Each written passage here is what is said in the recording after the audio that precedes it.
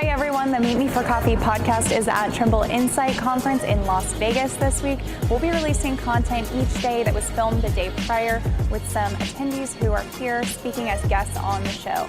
We hope that you guys find this content insightful, and hopefully this will help you determine if you're not able to make it this year, if this is definitely a conference you should have on your roadmap for 2025. If you guys are at the conference, please be sure to come by the podcast booth and say hi.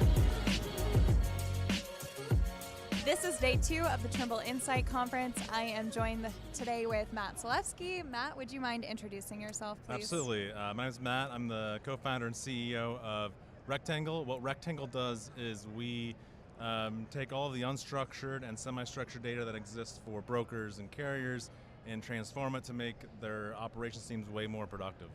Awesome. Well, you were telling me that you've already had a chance to make it to some sessions so far. Have you heard anything interesting? What have you been listening to so far? What are some of your takeaways? Yeah, so I just spent some time listening to a session about EDI. Okay. EDI is something that's been around, they said, since the 50s. And one of the things that I find so interesting about EDI is that it's really not serving people's needs as well as some other solutions out there, but it's just been around, and so there's a lot of momentum and inertia around EDI, and I think we can do a lot better. Okay, so I know that I think about APIs as like the next thing after EDI, right? Like APIs were supposed to progress us forward, and EDIs were not able to give real time, and they're clunky or they're more difficult, and so we moved to APIs in a lot of spaces. We still don't have APIs actually in a lot of functions, especially in the domestic transportation space. But what do you think is the future moving more towards API away from EDI? Is there something else we're not considering yet? And also I hear a lot about I think there's whole consortiums now around standardizing APIs for scheduling or pricing or just different things like this. So it seems to me that there's been a lot of lean into standardization of APIs as a way to move forward from EDIs. Would you agree with that as the right path forward? Yeah, so one of the nice things about EDI is that the claim is it's standard. And so you've got the 204, the 214, the 997, and these all mean something to the people that are working with EDI. But I view that less of like a standard language and more of just a standard alphabet, because each EDI connection is different. That's why they take 3+ months to do. Right. And one of the downsides people point to for APIs is that they're all different as well. And so people gravitate towards, well, let's standardize. And the challenge with standardization is that every company, every business has their own unique needs. They may care about certain things more than other things. They may move different types of freight in different ways. Their carrier base or their shipper base are all a little bit different. And so what we've seen is this trend or this desire to standardize really for the last 20 years, and we're still at a place where things aren't standard. And so my approach and my thought is, well, maybe the world isn't going to be standardized. Right. How do we just take that as the given and instead say, let's live with this unstandardized world, but instead build technology that enables us to take this unstandardized world and be super fast, do the things that we want to do, and enable anyone to essentially get what they need out of their connections with their trade partners.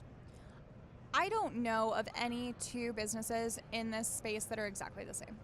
So when we talk about standardizing and we're saying, well, you could say, okay, Samantha, we're talking about connections, right? So like a TMS connecting to something else, that's pretty standard. But to me, it's like everybody has different software systems. They're using different partners, different vendors, different carriers, different brokers, whatever it is.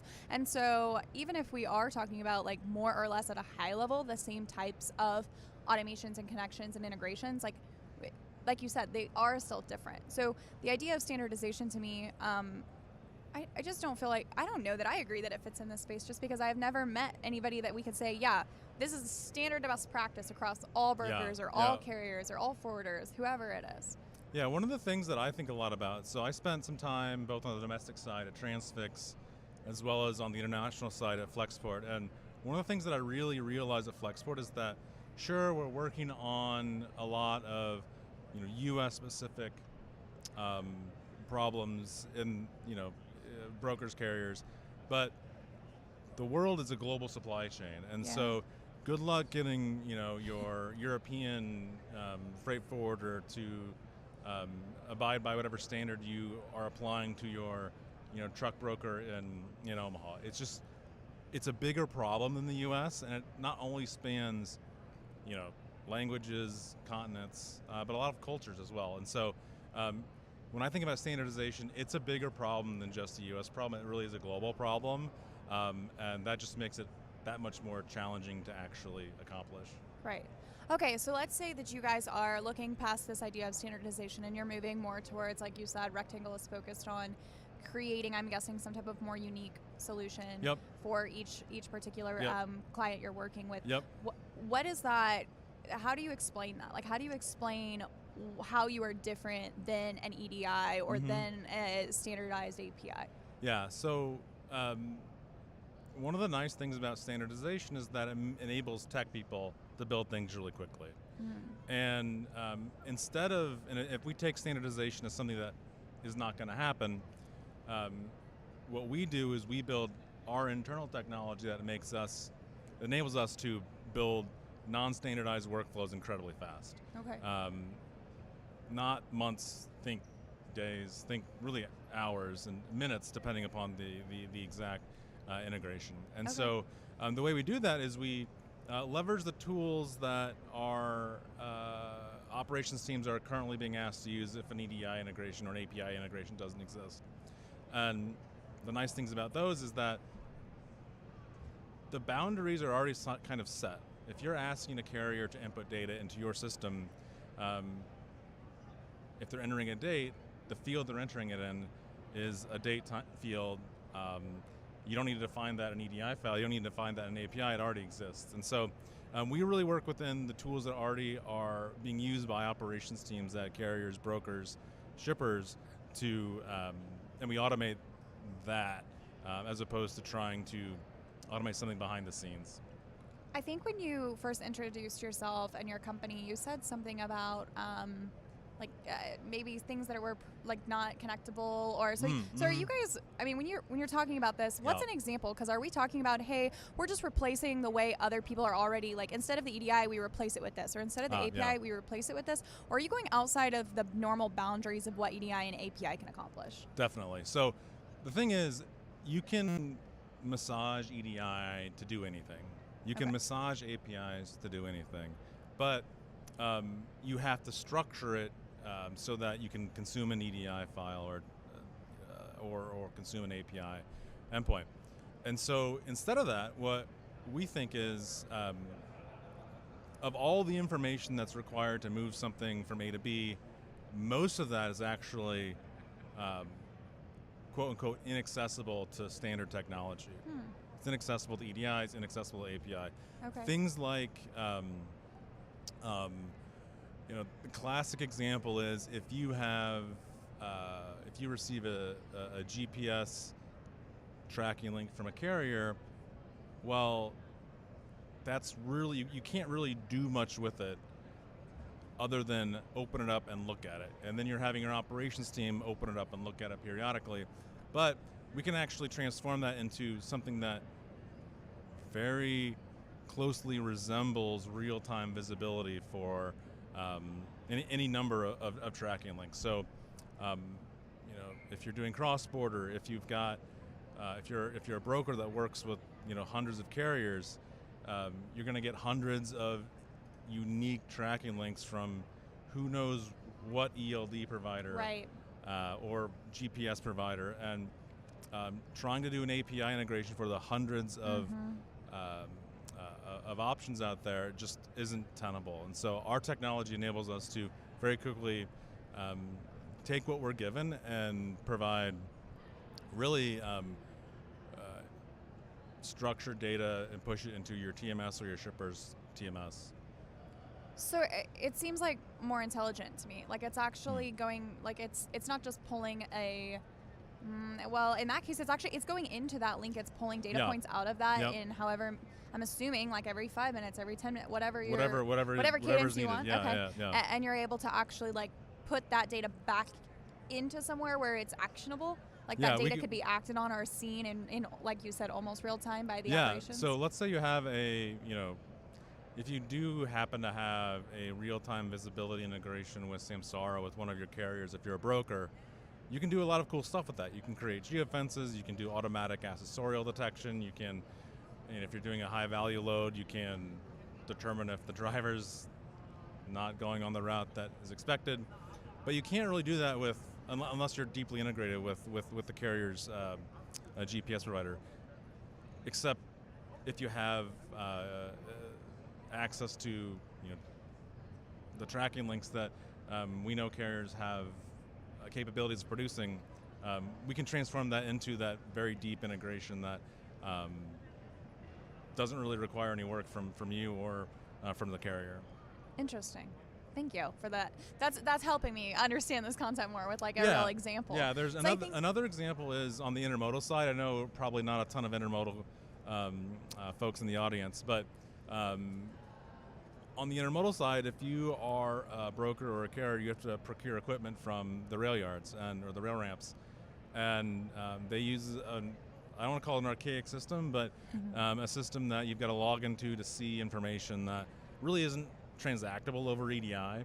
And so one thing that we're currently working on is automatically fetching that data from that system on behalf of a broker and then pushing it directly into their sort of custom-built intermodal TMS. And that's another example of things that you kind of think of are as unaccessible or inaccessible. We can make them accessible to you and your team.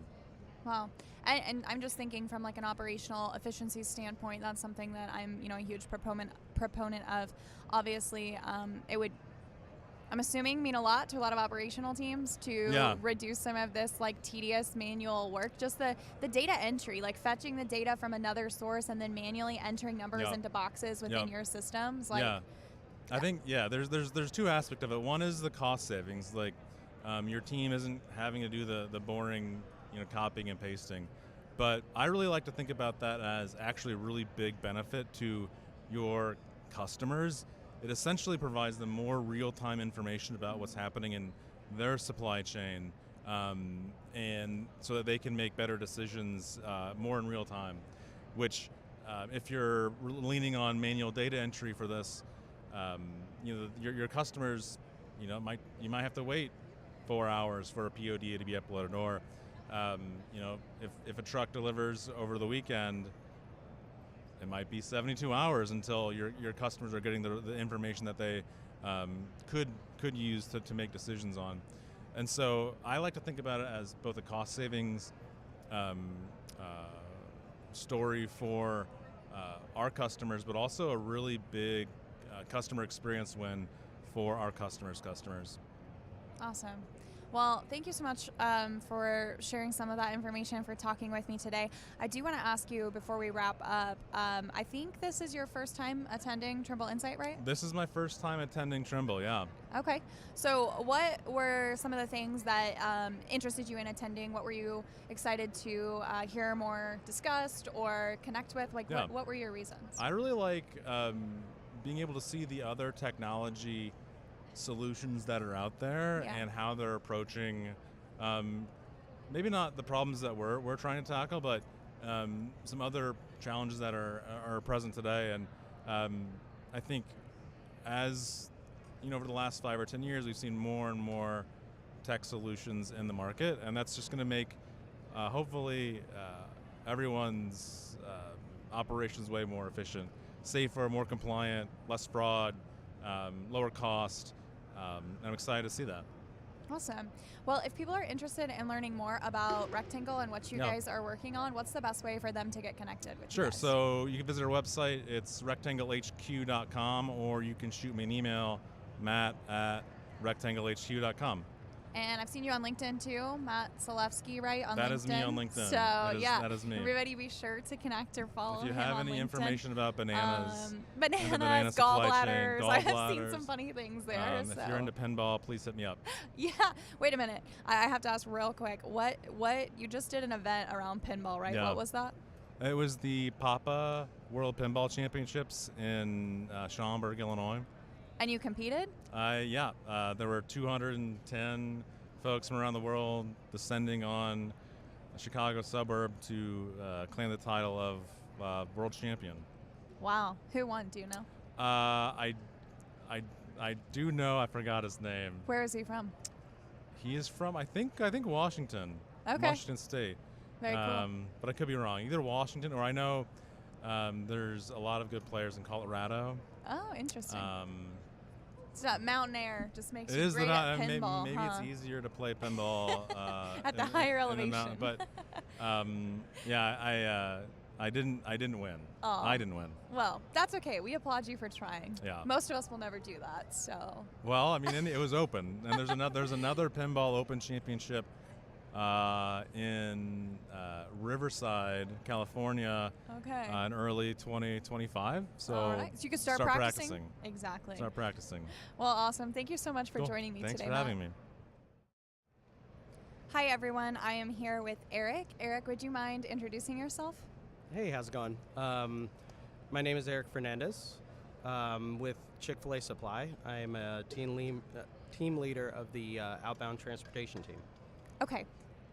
I love Chick-fil-A, so I'm excited about this conversation. It's like my son and I's favorite way to spend money, I think, actually. It's like the best way to put that. Anytime we're going to eat, he's like, I want Chick-fil-A. And I'm like, okay, I'm okay with that. But Chick-fil-A Supply is it the same as Chick-fil-A? Are you guys the same company? Is it technically separate? So Chick-fil-A Supply is a subsidiary of Chick-fil-A. Okay. We are the delivery partner of Chick-fil-A. Okay. And how long has Chick-fil-A Supply been around, or has it always? We just celebrated our 5-year anniversary. Okay. Yeah. 5 years. This has been a crazy last 5 years for a company to go through from a supply chain side, I'm sure. That's right. It has been a very eventful 5 years. Okay. So can you tell me a little bit more about the footprint of your supply network, your distribution network, and the team that you oversee? Yeah, so I oversee a team of 11 now, what we call planners, all former Chick-fil-A Supply drivers. Okay. We are a company now of 9 distribution centers for about 250 to 300 trucks, so that's a good number of drivers.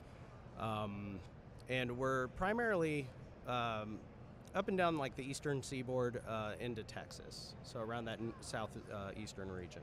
Okay. And how many Chick-fil-A stores are you serving in that region? Right around 1,000.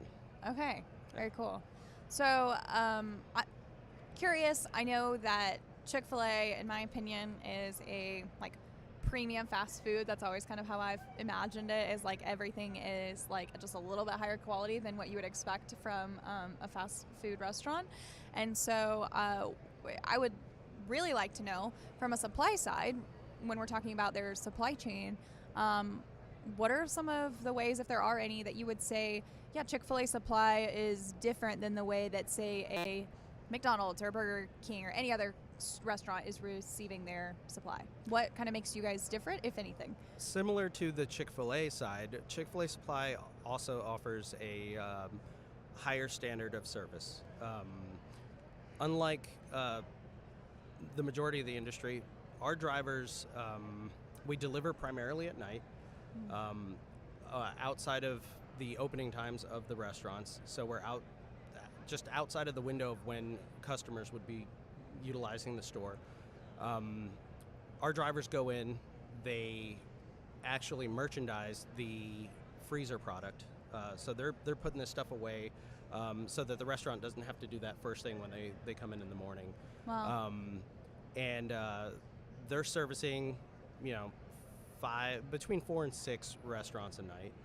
Wow. So you guys are showing up overnight, getting access to these restaurants, and then actually putting the deliveries away in the freezers or in the fridge, not just I see it all the time actually. Like you see it at gas stations, you see it a lot at fast food restaurants or any restaurant for that matter, where like the big trucks are parked in the front and they're wheeling it in during the middle of the day and like dropping it and going. So That's correct. Quite literally like an opposite model, like happening at a different time of day. That is a very uncommon thing to see out of a Chick-fil-A Supply team. Yeah, now that you say that, I don't know that I've ever seen that happening now at a Chick-fil-A. Well, okay, so I have to ask this question now. A lot of what I'm hearing at this conference so far, or I've been hearing people talk about, is the rising cost to operate equipment. So whether it's maintenance, insurance, driver pay, and retention, like whatever it is, there's been a big focus on trying to control the controllables, like controlling what you can control.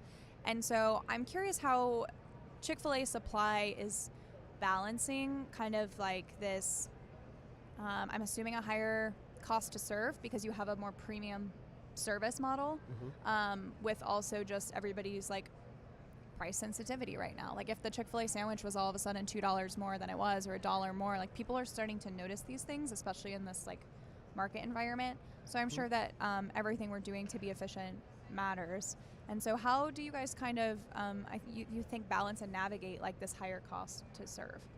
Yeah. The first way that comes to mind is really driver retention. We have a great team of drivers across our network that really love the work that we do. And what we do is our driver packages are really driver focused to give them a lot of home time, a lot of time with their family, and that's one primary way that we help our cost savings. And a second way would be our route optimization. Yeah. Finding the perfect solution of restaurants that fit onto a route in a certain area to minimize the number of routes that we have to run overall. Yeah, route optimization. I have to think that one would be huge. How do you guys go about doing that? Like, do you have data that you look at, or what is it that you're doing to try to determine what is an optimal route? So we do have a lot of historical data that's analyzed by our analysts, and we also have a team of all former drivers that have taken on this coordinator role. So it's this data that our analyst gives us is kind of viewed on a daily basis by these former drivers that kind of piece together things that don't necessarily work perfectly to create a route that kind of makes sense to drivers on the road while also making sense from a back-end perspective. Very cool. And I'm curious, what are some of the challenges? This is like kind of maybe a little nitty-gritty operational, but I've always been curious to understand this. What are some of the challenges that present themselves when you're talking about, like when you're stocking a store, you're going in with like frozen, refrigerated, and dry products all at the same time? Like, how do you guys navigate like the actual like distribution piece of that? Like what goes into like preparing a route for that day, like for loading those trucks and preparing that when you have all of these different types of commodities getting prepared for a route? I mean, luckily, most restaurants receive all three zones. Okay. And it's beneficial that they do, because you can essentially expect that each area is going to be equally as full. Okay. Just by the natural ordering process of the restaurants. Yeah. Okay. What do you think is going to be like a primary area of focus for the Chick-fil-A Supply team in the next 6 to 12 months? Is it there's something that you guys have already been doing that you think it's critical that you guys maintain? Do you see any new challenges presenting themselves that you guys are trying to prepare to tackle? Like, just what would you say is one of your primary goals or focal points for the next year? One of our primary goals is going to be to continue to offer really good service to our customers. Yeah. But then also continue to find opportunities to be better. Yeah. I love that I think when companies focus on providing better service to their customers, it almost always results in like them becoming better internally, right? Like if that's your goal, is to like give them better service, control the cost to serve them or whatever, it always is going to make you look inward to create more efficiencies or to make sure your people are doing your best. So I think that's probably definitely the right way to move forward there. Erik, if anyone's interested in maybe even like working for Chick-fil-A Supply or getting in touch with you guys about job opportunities or just asking questions, maybe they're from like another shipper or someone in this industry who wants to understand and network and talk with you more, how could they best connect with you? Awesome. We do have a website, chickfilassupply.com. For career opportunities, there's a pretty good list of opportunities there. And I would personally encourage anybody that's wanting to get involved with Chick-fil-A Supply to apply. Awesome. And then for myself personally, you can find me on LinkedIn, Erik Fernandez. Not sure how much help I could be, but but definitely reach out. Awesome. Well, I'm sure we all know a lot more than we think we know. And so I'm sure you would be a lot of help to someone who has questions or who is learning in this space. So thank you so much for coming on the show today. It was a pleasure. I appreciate you joining. Absolutely. It's my pleasure. Hi, everyone. I'm here with Doug. Doug, would you mind introducing yourself really quickly? Yeah, absolutely. Thanks for having me. So my name's Doug Schrier. I'm VP of Growth and Special Project for Mcleod Software. I just passed a year with Mcleod. Okay. So a lot of people will ask me, what is growth and what is special projects? Yes. Right. So first, growth is really important for organization. Doesn't matter if you're a year into your organization or 40 years like Mcleod. There's always ways that we need to grow internally to better serve our customers. So a lot of my first year has been how do we up our game when it comes to customer service and providing the value that the customers want when they call in to talk to us, when they need to get support, or when they're looking to buy that next module or the next integrated partner. On special projects, I get the opportunity to kind of help drive the growth of product. So working globally on the product, but spending a lot of time and focus today on data science and AI and BI. And I know everyone has AI. Mcleod has AI too. But I think it's going to be a really important thing for your TMS providers in the future to have a good strategy around AI and how it incorporates into your daily activities. So let me ask you this, because I think that people hear the word AI now and we're like, oh my gosh, we're talking about this again. So if we're going to talk about it on this podcast, I feel like you and I can be pretty candid here, absolutely. Right? So I'm going to ask you this question. Do people care? Do shippers, carriers, brokers, whoever, do people care about AI like they want it? Or do they care because they're like, do I have to care about this? Like, what's the attitude? What are the questions? Do you guys actually get questions about it? Are they asking you to have it? Absolutely. Well, first is, how do I do AI and what really is AI? Yeah. It used to be that, the onset of the calculator, they considered a calculator to be AI. Now that was many years ago, but what does AI mean today? We don't talk about calculator in regards to AI. So today, the last 2 years, we've really been talking about generative AI. Yes. And for our customers, it doesn't matter if it's generative AI, if it's Generation 2, chatbot, if it's just a decision, tree or robotic process automation software or business automation software. What they care about is I have this problem within my fleet or my brokerage, and I know we can do better than what we did yesterday. How can you, as Mcleod, help us improve what we're doing today? And they know if we fix it, if we make it better, that they'll serve their customers better, and by serving their customers better, they'll get a better bottom line result. Yeah. So is AI right now, do you think the focus, is it around,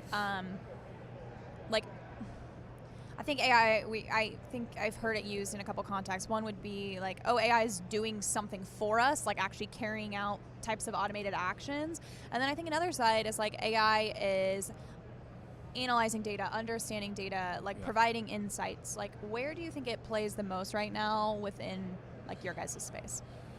I could talk about what our first product is, and it's around speed to answer. So I always like to use the persona of a carrier and their driver.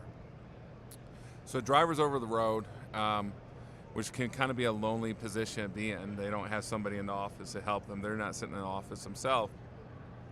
But they run into an issue. They're missing data. They need insights. They need to know how to get into a customer's yard. And what they're trained to do in a lot of operations is to send a free-form message in. So one of the things that was interesting is we went back out, we looked at several of our customers, and we said, okay, free-form messages coming in to response time. How long does it take you to respond to a professional driver that needs help over that road? And what we saw was most fleets were averaging over 40 minutes to respond to those. And so free-form messaging, from what I understand, that's like basically like a text message in the TMS, yeah, right? It says, hey, I have this issue. I need a reference number to get in this yard. They won't let me in the yard without that reference number, and it's not within my load dispatch. So, and you got to imagine, the driver needs that information. It's frustrating to them. They're probably sitting at a gate with someone asking them to show something, and they're like, let me send this message. And then they get asked to move out of the way. And Yeah, back it out, reverse it out, go sit across the street until you have and they don't get paid to sit there, right? They get paid to drive miles. The company, right? Right, yeah, there's no revenue for the company in that either. So that's a good use case for AI.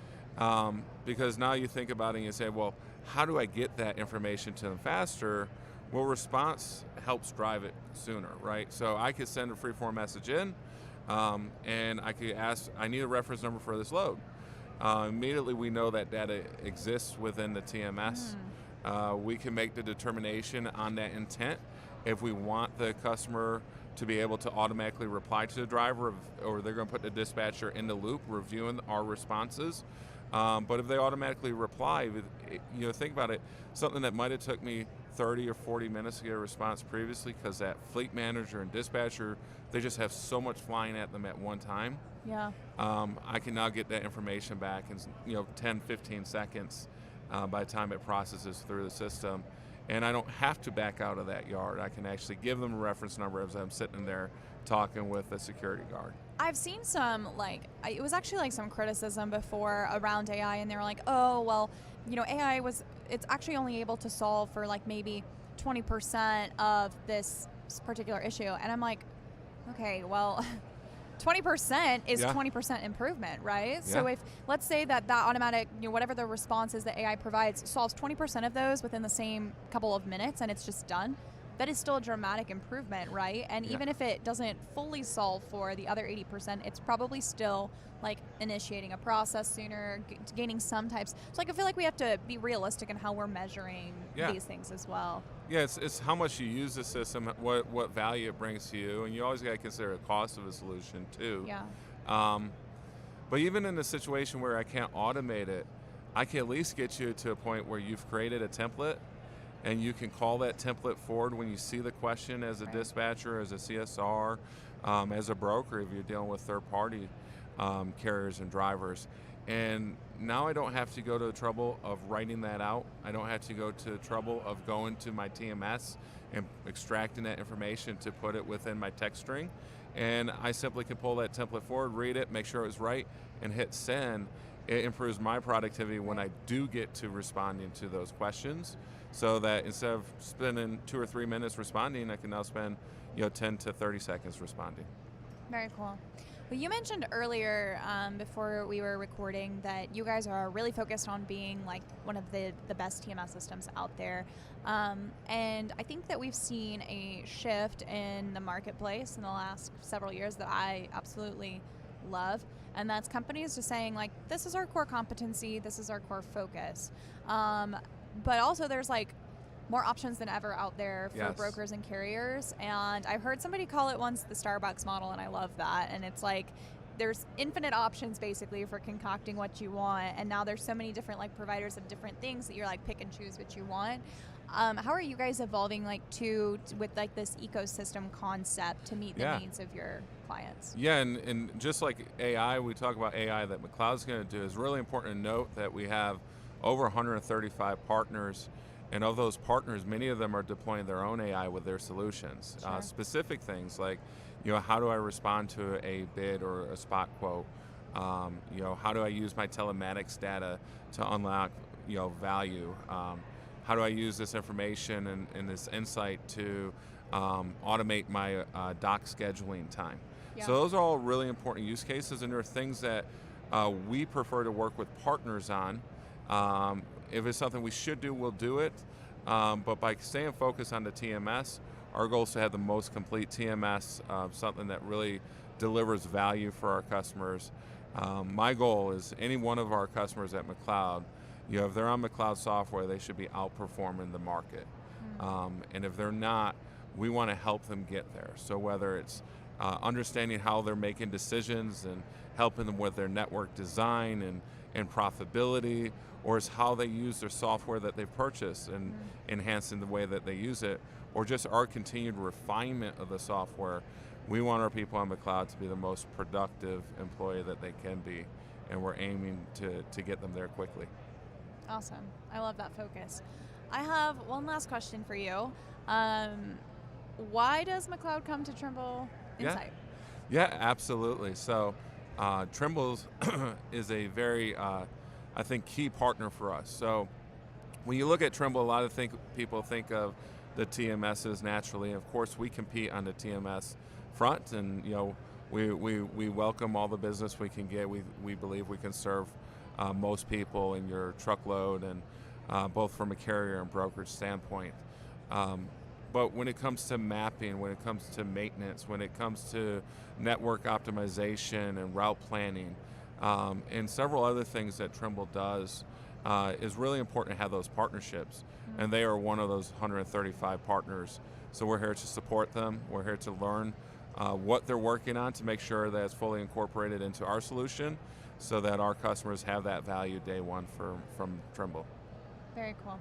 If anyone is interested in getting in touch with you and learning more about Mcleod, learning more about what you do, just saying hi to you or asking questions about your insights in the industry, what's the best way for them to connect with you? Yeah, you look me up on LinkedIn or doug.schrier@mcleodsoftware.com.